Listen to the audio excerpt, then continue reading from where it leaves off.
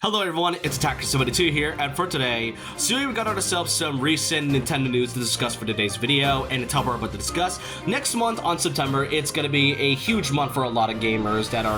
because there's like a lot of games that has been releasing for things such as Nintendo Switch 2, PlayStation 5, and Xbox, especially Steam and that. But for Nintendo specifically, on September 17th, we are now going to be receiving the next biggest title for the console, being the latest in the Fire Emblem franchise, Fire Emblem Fortune's Weave. Last week, we were just given a Nintendo Direct focusing on this upcoming title, and now we were just given a lot more new information thanks to the early reviews and previews that was provided by all of the different reviewers given to named such as IGN, Video Game Chronicles, Nintendo Live, Eurogamer, just to name a few, and we were given a ton of screenshots, brand new things that has been stated, as well as some things that I am pretty questioning about this new upcoming title and all. Aside from like, Ocarina of Time remake and all, Fortune's Weave has been my most anticipated game for 2026 because, it is a new Fire Emblem game, and I am curious to see how they are able to do this, especially on a new console like the Switch 2. So I will be going through all the new information, at least as of right now, because there could likely be more information as time goes on for this upcoming title. So I hope you guys enjoy this video, and let's get started with basically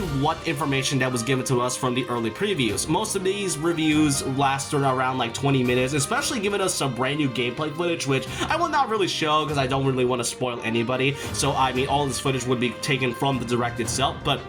right here, this was all compiled all together from all the different reviewer and articles here from both Stealth and Genki Japan. So this is what they have to say in terms of Fire Emblem Fortune's Weave. It is stated to be the biggest and most expansive Fire Emblem title out there, which I find it to be the most interesting because ever since Awakening, Nintendo and Intelligent Systems always tends to expand onto the Fire Emblem franchise with each new installment ever since Awakening had released. And with Fire Emblem Three Houses being, if not like the Fire Emblem game that a lot of fans associated and love the most. Another thing that has also been stated from this specific preview is that it is by far, if not one of the most ambitious games that is on the Nintendo Switch 2, which I find it to be the most intriguing because what some fans tend to overlook when it comes to the Switch 2 was something that was stated all the way back in last year's Switch 2 Nintendo Direct, where they stated this. These games take advantage of the performance and features of Switch 2. And given the last few Switch 2 titles that was given within the last year, going from Metroid Prime 4 Beyond or Donkey Kong Bonanza, Fortune's Weave is pretty much a game I would expect to also go beyond the Switch 2's capabilities. And it really goes to show that they are fully keeping that promise by just showing off how powerful this new console is. I wouldn't be too surprised if that would be the same case for Xenoblade Genesis and all. So I am really excited to see how ambitious this game truly is. But not just that, there's a ton of content that is being crammed into this one game alone. There's a lot of things to do in the city hub of Dagston, which, given that you are able to have support bonds with all of your different characters and recruits, as well as having to just,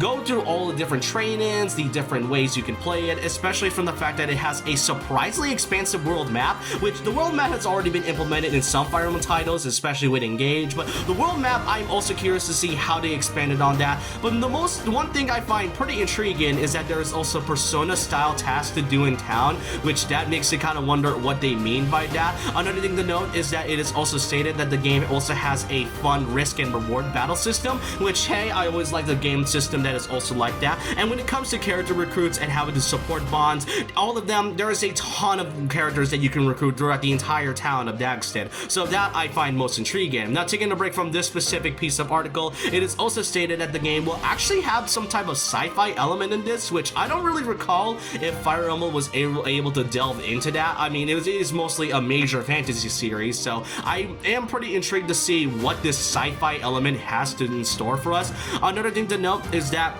each of the four main characters has their own unique story that you can pretty much switch at any time. And when you compare this game to Three Houses, and given that Fortune's Weave is likely, and it most likely meant to be a prequel to that game, that it is pretty great to see that we are now just seeing the main four characters having like their own unique stories that don't really feel the same. Because as much as I love Three Houses, I think one of the biggest things I had a problem with that game is that since you only have to choose one path, and it doesn't really get too unique until you get to like the time skip of the game. So seeing each of these 4 characters having their own personal character arcs and stories, I'm very excited about that, and seeing how their character arc grows over time, and seeing which of these 4 main characters I would see as my main favorite. Now, there is one thing that is pretty noticeable about this new title, and it's something I would say is a major downside to some major Fire Emblem fans, including myself, and it is the fact that Fire Emblem Fortune's Weave will only have one save file, whereas in the last few Fire Emblem titles, like in modern ones to be exact, on the Switch 2,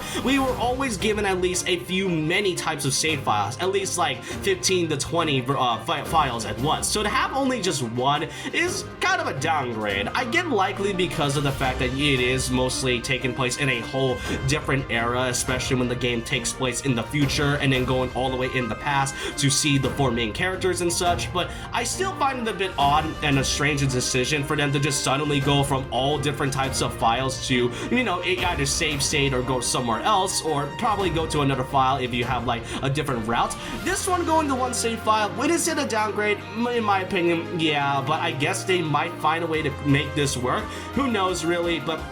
speaking of the future, it has also been confirmed that the game will start in the future where you're playing as Eshmel, the game's main avatar and protagonist, but he's unable to defeat the Greater Threat, aka the main antagonist, so he has to go travel back in time and such. So, I mean, hey, given that in the direct, it does kind of make you question as to how this will work, because given that we are mostly focusing on 4 different characters at once, having like the main protagonist being the avatar being introduced in a time skip is so specific, in fact. So to really see this be cleared up is also really nice to know, but it also does kind of confirm that the majority of the game focusing on our 4 protagonists is merely just like a flashback and such, almost a flashback in fact. But overall, that's mostly all the new information that was given from all the different highlights from these previews. But it's not just that, we were given a ton of new screenshots that I will be showing you right now, such as a lot of newer characters that has not been named or confirmed. And I gotta say though, I really do love that Fire Emblem Fortune's Weave went all out with the character designs, especially with all the different varieties and styles that each of them has to make them stand out from one another. I'm just really curious to see what their characters are all about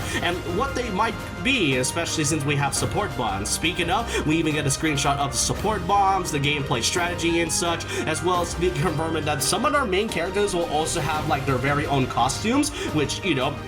also great to know. And even seeing the options such as the fact that it's not been confirmed that it is like this is pretty much a similar gameplay to like the tea time mechanic from 3 Houses, but instead it's called bird time, because it is also confirmed that since the main protagonist Eshmel will go back in time, it does mean that they have to be in their bird form. So this is quite an interesting take of the whole teen time mechanic from 3 Houses. Alongside with that, it is also confirmed that you can pretty much customize the appearance and name for the protagonist, so it's pretty much similar to the one from Awakening and Fate. And last but not least, is confirmed that Fortune's Weave will also be receiving a manga adaptation, as with the other title being Fire Emblem Engage, which also had a manga adaptation. So to also see Fortune's Weave get one, it is pretty nice to know. But overall, that is all the information I do have to say for this new upcoming title. I gotta say, with all the information that is given, I am now starting to kind of forgive the $80 price tag. I know most are gonna be a fan of it, especially me. I mean, even if I don't hate the idea of an $80 price tag, the thing is though, is that I don't know if it's gonna be worth it for something as big as Fire Emblem. It is a popular franchise, in fact, but I don't really see it in the same vein as with Mario and Zelda, which we know that is like Nintendo's biggest hits. But with all the new information here and with all the previews we were given, especially from last week's Nintendo Direct, this now makes me more excited for this game's release even further. As I said from the very start, this has been my most anticipated Fire Emblem game to even get, and also my most anticipated game for the Nintendo Switch 2, aside from like another one, aside from like Xenoblade Genesis and the Ocarina of Time remake. But that's really all I want to say for this new information, and thanks to the previews, we now are going to be seeing a lot more information throughout the entirety of August until it's fully released on September 17th. I already pre-ordered my copy though, so I am pretty much ready to play it and review to see whether it is worth all the purchase and such. But I just want to know your thoughts in the opinions down below in the comments on what you think of all the new information we were given for Fortune's Weave. Are you guys excited for this new upcoming title, or do you prefer another title that that you are waiting for the Switch 2, just comment down below whatever you want. And so with that, leave a like, comment, subscribe, hit the notification bell for more videos, follow my Twitter and Instagram, and I'll see you guys next time. And remember this, once a legend, always a legend.